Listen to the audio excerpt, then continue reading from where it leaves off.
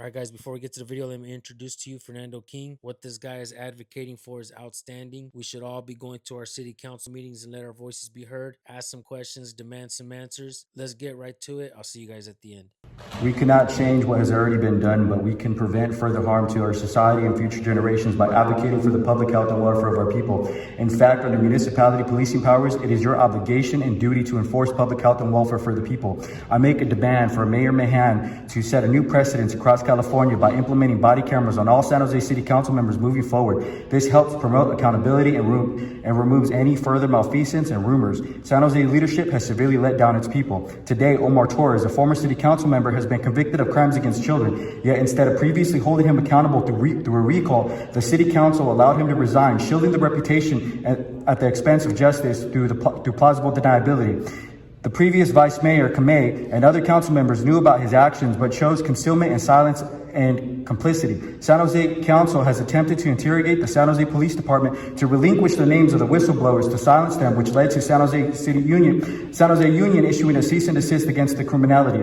The city council must publicly call for other victims of Omar Torres to come forward and ensure their voices are heard. San Jose's history of backdoor deals, such as signing non-disclosure agreements with corporations like Google, further erodes public trust. Recently, allegations were brought to my attention in connection for these backdoor deals that San Jose City Council members like Peter Ortiz and others, along with Gilroy City Council members Rebecca Armendariz, allegedly had previous involvement in the attempted murder of San Jose citizen Paul Soto, a prominent Chicano advocate of historical landmarks here in San Jose, highlighting the depth of corruption as the city further retaliated against Paul Soto thereafter with the false restraining order for exposing this attempted murder and the sinister agenda of gentrification and systematic oppression targeting the east side of San Jose. Additional crimes against children, including those of sexual misconduct in our schools of San Jose, remain inadequately investigated and or are purposely minimized to conceal damages, leaving victims without justice.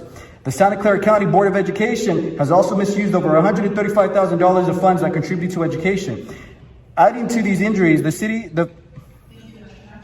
I gotta be honest with you. Just like when I first started recording police, getting up there to speak at a city council meeting is a little nerve-wracking. Being afraid to do something and not doing it is cowardice. Being afraid to do something, but you do it anyways, that's bravery, folks.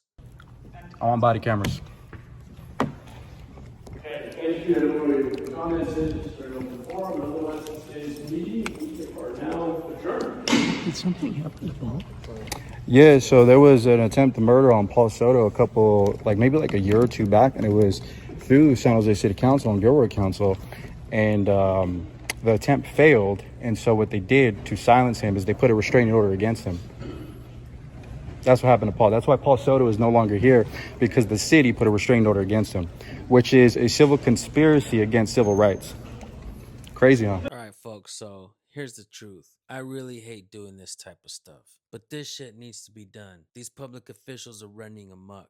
Just in my area alone, the ex-mayor of Wasco, California, was caught trying to meet up with the kid that was underage. He got smacked on camera. The police department, they don't charge him. In fact, they call the people that caught him and slapped him vigilantes. And from my understanding, they're looking for them to charge them with the crime. A county council member was recently charged, but his relative is the DA. There's some controversy about that, and some people are angry, saying he deserves more charges. Recently in New Jersey, an ex-mafia snitch, John Elite, this dude confessed to murdering people for the mob. And now he's a city council member. We cannot make this shit up, folks. We have to hold our public officials accountable. It seems like we're living in a parody of reality. GTA 6 couldn't even make this shit up. This shit is far more entertaining than sports or television these days. To see what the hell our public officials are doing, holy fuck.